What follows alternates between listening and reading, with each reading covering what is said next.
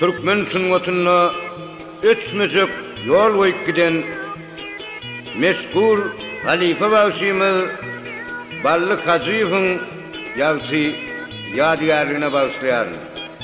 Ahmet Orazgeliyev, halifam. Türkmen sünnetine bir yıldız olup, yiti yanıp, birden üstün halifam. Muştuk yüreklere ken yara salıp, 41 yaşta gözden ustun halifam. Kuzok aydımların çemeni, yaşını bir yazgıyın, yaşadır seni. Bugün yetim koyup, küllü Türkmeni, hanıdan bakiya, gittin halifam.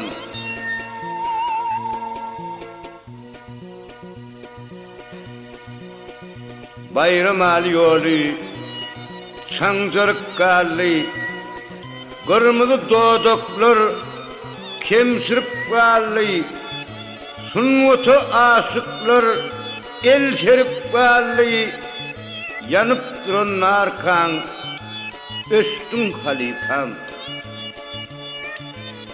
Bu sünnette sen yolunu sayladık, ketip boyumuzu yenep aynadık. Beyiktinni, suud etti ayrılık, sünnet sürüsünne, koştun halifam.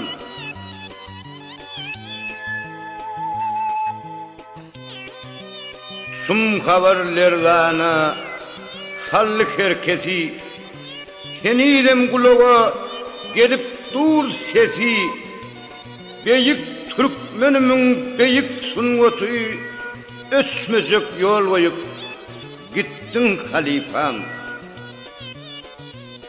Ballı olun, ballı olacak bağımıdır. Ya eni toprak ustadlara zar mı ka? Ballı yok deyseler, yalan değil mi ka? Aydımların koyup, gittin halifam.